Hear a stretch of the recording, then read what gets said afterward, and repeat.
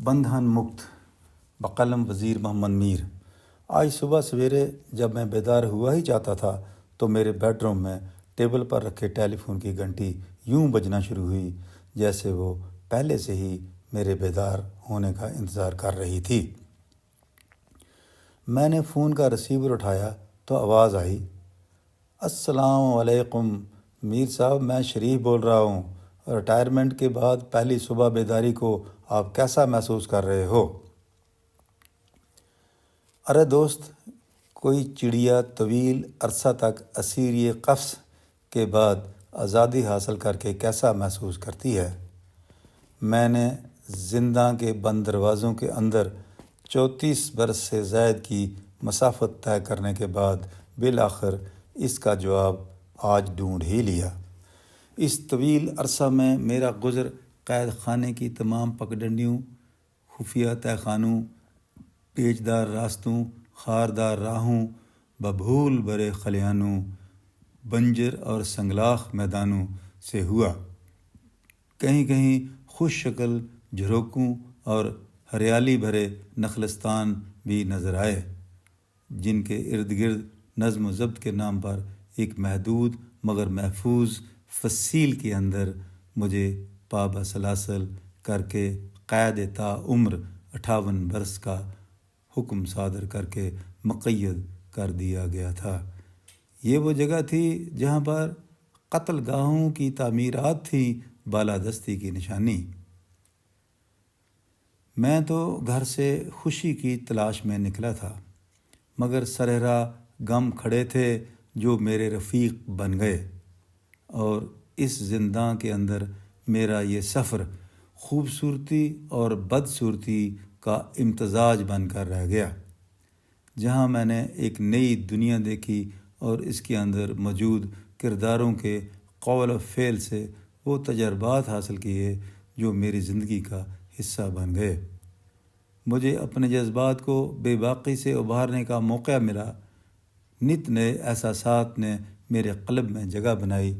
حالات و واقعات نے اس قید خانے کی اصلیت کو سمجھنے میں میری مدد کی، اور میں ان حوادث سے نبرد آزما ہوا جو میری قوت ارادی کو کمزور کرنے کے بجائے مضبوط سے مضبوط تر بناتے چلے گئے۔ انہوں نے میرے ضمیر کو جھنجھوڑا اور حق پرست بنا کر میرے اندر طوفان سے ٹکرانے کا حوصلہ پیدا کر دیا۔ اس حق و باطل کی کشمکش میں میری مقررہ میعاد ملازمت اسیری سے آزادی کی مارکہ ارادی اور زنداں کے سدھار میں صرف ہو گئی۔ کیا محکمہ پولیس میں ملازمت حاصل کرنے پر آپ نے کبھی ایسا سوچا تھا جیسا اس کے اندر داخل ہو کر پایا؟ شریف نے جاننا چاہا۔ میری نشو و نما آزاد ماحول میں ہوئی تھی۔ میں نے کبھی نہ سوچا تھا کہ میری جوانی کے 34 رنگین برس میرے پیٹ کی بھوک مٹانے کے عوض اس قید و بند کی نظر ہو جائیں گے، اور میں آزادی کی نعمت سے محروم ہو جاؤں گا۔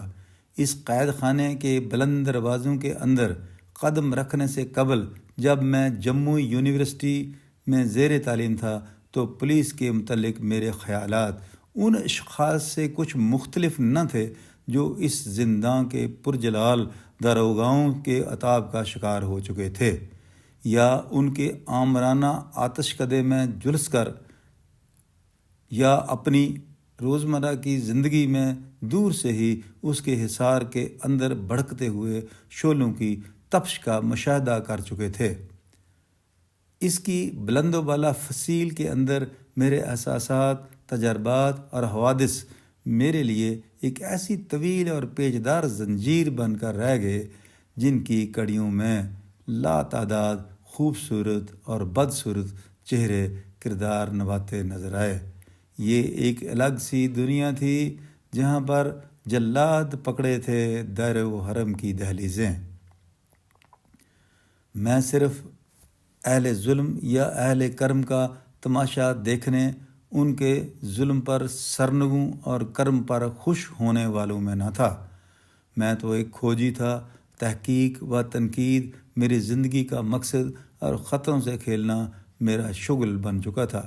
حق پر لبیک کہنا اور حق تلفی پر تلوار کھینچ لینا میرا پیشہ بن گیا۔ میرے دل و دماغ میں باس از آلویز رائٹ جیسے جملے بے معنی تھے، جس سے مجھے غلامی کی بو آتی تھی۔ انجام کی پرواہ کیے بغیر حق کی تلاش میں طوفان کی سمت سفینہ کو دھکیلنا میرے لیے جان بازی اور نئی حقیقتوں کو تلاش کرنے کے مترادف تھا۔ جبر و ظلم پر مسکرانا میری عادت بن گئی اور ظالموں کے خلاف آواز بلند کرنا میری فطرت۔ میں زہر آلود تالاب میں امرت کی تلاش کے لیے ڈبکیاں مارنے لگا اور میری یہ تلاش نت نئی جستجوؤں کو جنم دیتی چلی گئی۔ ملازمت کے آخری ایام کے دوران آپ کے جذبات کس عروج پر تھے؟ بات کو آگے بڑھاتے ہوئے شریف نے حقیقت جانا چاہی۔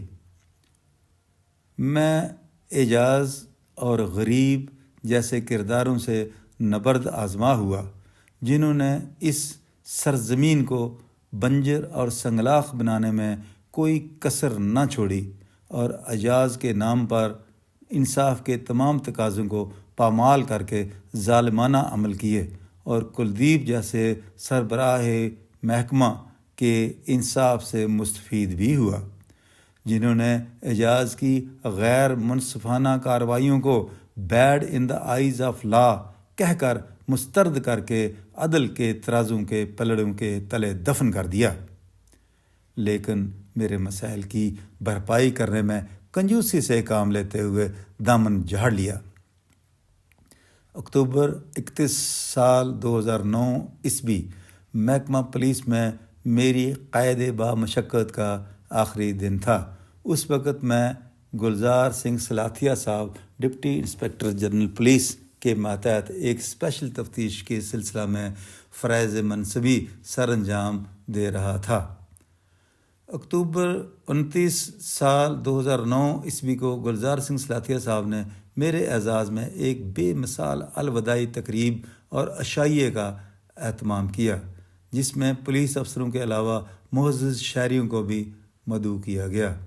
موصوف نے تقریر کرتے ہوئے فرمایا، وزیر محمد میر صاحب جو بڑی عزت کے ساتھ اپنی ملازمت کی میعاد مکمل کر کے اکتوبر 31 سال 2009 عیسوی کو محکمہ سے ریٹائر ہو رہے ہیں، کے ساتھ میرا رابطہ پروفیشنل اور پرسنل لیول پر 8-10 برس سے رہا ہے۔ میں نے انہیں بڑے قریب سے کام کرتے دیکھا ہے اور یہ محکمہ میں اپنی ایک چھاپ چھوڑ کر جا رہے ہیں۔ میں سمجھتا ہوں کہ پولیس میں بہت کم ایسے آفیسر موجود ہیں جو اتنے کمپیٹنٹ اور پروفیشنل ہیں۔ جہاں تک تفتیش کا سوال ہے، ان کا کوئی مقابلہ نہیں۔ بطور سینئر سپرنٹینڈنٹ آف پولیس انہوں نے ایس ایچ او کی حیثیت سے میرے ماتحت فرائض سر انجام دیے، اور بطور ڈپٹی انسپکٹر جنرل پولیس وہ ایک اسپیشل تفتیش کے سلسلہ میں میرے ساتھ کام کرنے کے علاوہ کئی اہم اور چیلنج والی تفتیشوں میں کام کر چکے ہیں۔ انہوں نے قانون کی حکمرانی کو ہمیشہ افضل رکھا اور مجرمان کے ساتھ، چاہے وہ کسی بھی اعلیٰ رتبے پر فائز کیوں نہ ہوں، کسی بھی قیمت پر سمجھوتا نہیں کیا۔ وہ پولیس میں پولیس پروفیشنلزم کی مثال بن گئے ہیں۔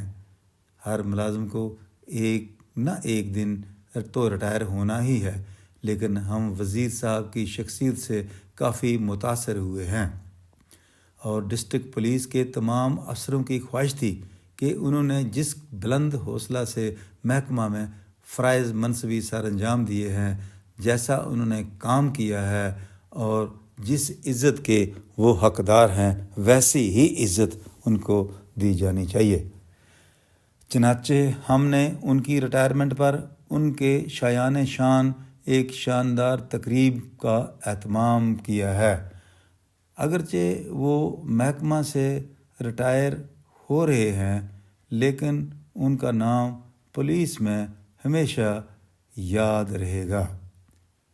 ان کی اس الوداعی تقریب میں مجھے احساس ہوا کہ قید خانے کے بند دروازوں کے اندر ان چٹیل میدانوں میں جہاں چند لوگ اس کے اندر عقبی دروازوں سے گھس کر اسے زندہ لاشوں کے گورستان میں تبدیل کرنے کے لیے بے لگام دن دنا رہے ہیں، وہاں ہرے برے نخلستان بھی آباد ہیں جن میں گلزار سنگھ جیسے پرخلوص، بے باک اور حق شناس گل موجود ہیں، جنہوں نے بڑے نظم و ضبط سے اعلیٰ اور ماتحت افسروں کو خوبصورت کڑیوں میں پرو رکھا ہے۔ وہ محکمہ کی اس دلدل میں ایسا کمل ہے جس سے اس کی خوبصورتی کو یقینی بنا کر انصاف کی توقع کی جا سکتی ہے۔ صرف گل و گلزار جیسے اہم کرداروں کو ڈھونڈنے، تراشنے اور نکھارنے کی ضرورت ہے۔ آپ اپنی زندگی کے آج تک کے تجربات سے اپنے دوستوں کو کیا نصیحت کرنا چاہتے ہو؟ شریف نے آخری سوال کیا۔ میرا قول ہے حق پر ڈٹ جانا، باطل سے ٹکرانا، ظالم سے نہ گھبرانا اور آن پر مر جانا۔ میرا یقین ہے چمن میں اختلاف رنگ و بو سے ہی اس کی خوبصورتی میں نکھار آتا ہے، نہ کہ یک رنگی اور یک زبانی سے۔ اگر میری یہ کہانی اچھی لگے تو میرے یوٹیوب چینل میر منزل @وزیر محمد میر کو سبسکرائب کریں، لائک کریں، شیئر کریں اور کمنٹس باکس میں جا کر اپنے کمنٹ سے نوازیں تاکہ آئندہ آنے والی میری ویڈیوز آپ تک پہنچ سکیں۔